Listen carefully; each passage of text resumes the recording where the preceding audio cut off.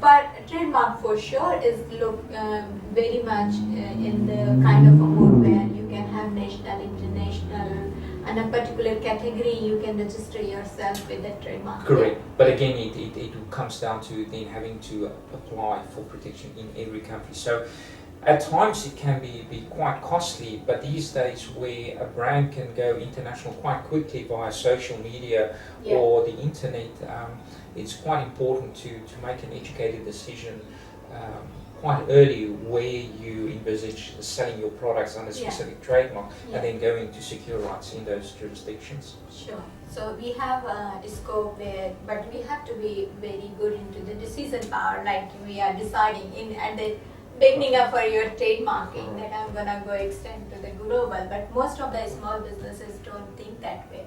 You're quite right. So fortunately with patent applications and trademarks, you get what they call a convention period. So if I file an application, let's say a patent application in Australia, for a term of 12 months, I will have a right of priority to file my patent overseas. Right. So that at least gives the client 12 months to make a decision. And hopefully at the end of that 12 months, they will be able to make that decision. If not, well, then it will become difficult to file. Yeah, but in 12 months, I'm pretty sure you start getting some picture about your business, where you are heading to. You do. Sometimes it may be quite hard to, you make a good point, but sometimes with some of these inventions, it just takes so much time and effort to get in front of the right people that often it's quite hard to make an educated decision, and that's when difficult decisions need to be made. I'm sure there are a lot of other ingredients involved in that, when it comes to the implementation of,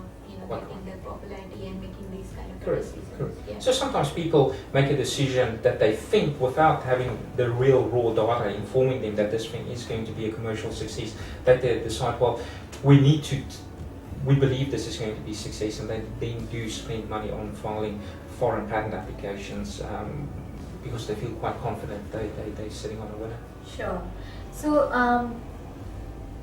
do you have any particular goal you want to achieve on the short term, long term? Short term is growing my team, having a number of patent attorneys with us, and perhaps in the longer term, say 5 to 10 years, perhaps have a presence, not just a location in the Hills District, but perhaps looking at having a few offices in other major metropoles like Melbourne, for example. But the immediate future is just build the team. Okay, that's a good start. At least you have some vision to expand it. Get to know. Yeah, quite right. So at this point in time, there's a fair amount of instructions coming through, and it's coming to the stage where you need more hands on deck. So that's the immediate plans for the future. So it means your business is doing really good right now, and you're feeling positive about it. We are quite, and it's I think to a large extent thanks to, as I said, Australians being very inventive. And I have been listening. There are a lot of new researchers are joining the universities, and a couple of industries are actually spending good amount of time on these different research projects, and they want them to be doing some PhD students to do some research and come up with the new ideas. And I'm pretty sure this is what exactly Australia needs right now.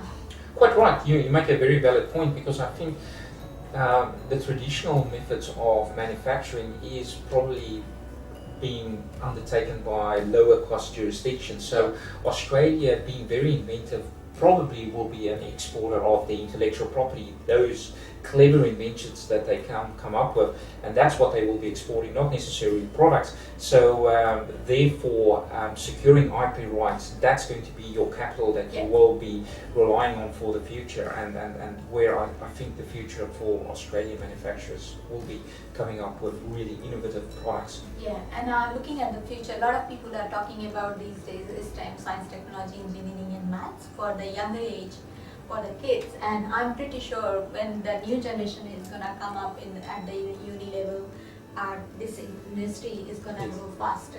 Quite right, and I all support for people and youngsters getting into science and engineering.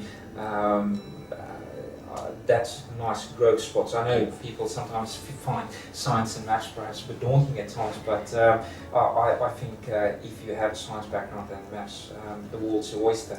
Yeah, but these kids are more intelligent than us, and I'm pretty sure when they are getting opportunity and they are so intellectual, so intelligent, so creative, I'm pretty sure they are gonna bring some great ideas for this country, and we will be working with them long time in this space. Quite right. And I can see it from some of my clients being really young individuals, and particularly in the tech space.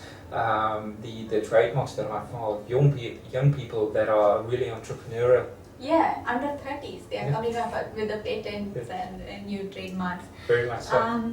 Looking at this location you just mentioned, why did you think that Western will be the best area to start with? I living in the hills, I could see sort of the development taking place and networking around that area.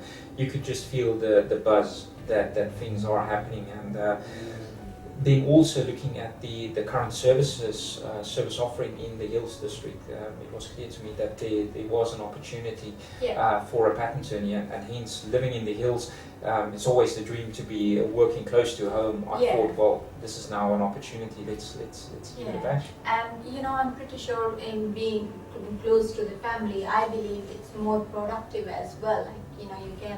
You don't have to rush here and there, and still you can look after your family, especially when you are a small business. And I'm pretty sure a lot of small businesses start close to their house because they want to look after the family as well as the business at the same time.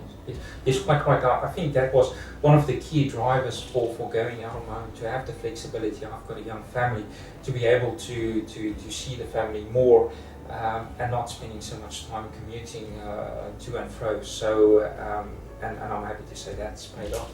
Sure. And you have twins? I've got twin boys that are 10, and then a daughter that's 12. So very blessed. Yeah, and it means you have 3 children, and Correct. they are almost the same age group, or? They are. Well, so when we came over, we had 3 kids under 3 coming to Australia, leaving the family behind. That was busy time. So kudos to my wife, how she dealt with that. Well, good on her. Yeah, but are there anyone interested in your area of work? From the kids, look, our one boy has sort of hinted at perhaps looking at going into patent law, but it's still early days. I would be delighted to have some of the family involved in the business. So my wife works in the business as well. She's the accounts manager and the FD, so she looks after that, the finances of the business. But it would be nice to have other family members join as well. Of course, yeah. I can see you have a big vision and you're gonna go global. Of course, it will be a good asset for you going forward. Somebody will be helping from the home itself. For sure. Yeah. Yeah. So, do you think any particular responsibility being in this business or being just a business owner?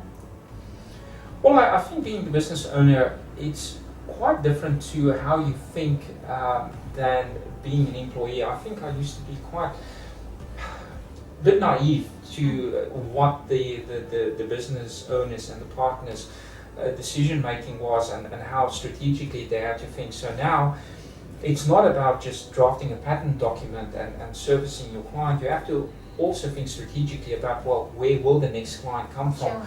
Where will I market to attract new clients? And thinking of, well, over the next few years, how are we going to grow the business? So definitely there's been a whole change in the way that I think, and I think it's been quite enriching, and I've developed quite a lot as a professional. Mm. And do you ever decided to, or any work going on with the local community people or Western Side area? Or? Look, I'm a member of our local church, and through that we're quite involved in, for example, sponsoring children in need, getting involved in slavery, for example, through the National Justice Mission. So there are a number of local community projects that we are involved in, both here and abroad. Right, and it's more of your company initiative. Yes, so I think when you run a business, the there's almost a opportunity and an obligation to you to plow back into the community what you have been able to receive from the community. So definitely something we are involved in. Sure. And do you find any particular challenge in this particular being in this business, or do you ever could not think of something different to do? I think with a business, it's when you're a sole practitioner, often you can spend perhaps too much time just doing the operational rather than thinking strategically. So I think that's been something that at times has been a challenge for me to understand what routes to follow in order to grow the business. So I think that's quite been, it's been a nice learning curve, but also been quite a challenge. Yeah, and you enjoy challenges? Yes, I think when you go out on your own, it's one big challenge. So you have to. And given the chance, would you have to choose any other area of work, or? I think I'm quite fortunate that I chose what I did. I learn something new every day. I work with terrific people. Working with inventors can be fascinating at times. And you're on the cusp of new technology. And it's this blend, loving the law and then working with new technology. I think it's just, no, I wouldn't have chosen any other direction. You're quite passionate about it. Very much so. No, it's a terrific career. Yeah, very few people are able to choose their own passion and going towards the same path as a practice of business or as an employee even. Yes. You know, the most of the people push themselves to go to the work because they just don't enjoy. Yes. You know, it's so good to get paid for your passion. Well, that's exactly it. That's saying that for the man who likes what he does, there's no such thing as a day's work. That is so true. Yeah. You want to give some advice to the newcomers in your area of this space? Sorry, come again? You want to give some particular advice to the newcomers in the IP area? People starting their own business or startups? Either side. Okay, all right. Well, obviously, for startups, it's you have to use that momentum at the start, because there will be times when things are tough. So you want to make the most from when you just start off, that energy that you have. Correct. And the thing is establishing relationships. In building a business, it's all about relationships. People that know, like, and trust you. That feel comfortable entrusting clients to you. So for me, networking has been a key aspect of growing my business. Sure. As far as new startups, for the IP aspect, make sure that you make sure that you have a checklist to investigate that all your intellectual property, which potentially as a startup is key to the success of your business, will be covered, and that you will not be stepping on any toes, because there's nothing to stop a startup in its tracks like an infringement suit. I'm sure it's really good advice for the people who are watching him, and understanding, having him a very rich career in his IP, intellectual property, and being a patent attorney. People will be look forward to. I heard you, before I close, I heard just you when I start your own frequently asked question kind of a YouTube kind of a channel to guide other people. Yes, I've noticed that when people start off on the journey towards securing some IP rights, more often than not they will have the same type of question. So an easy, accessible question and answer video format, I think, will be quite useful to startups. So yes, we're looking at that, initiating that very soon. We will be watching and waiting for your new information coming up, and we will keep catching up with you on YouTube channel. Thank you. Thank you very much for the opportunity. Thanks, Andre. Thanks a lot.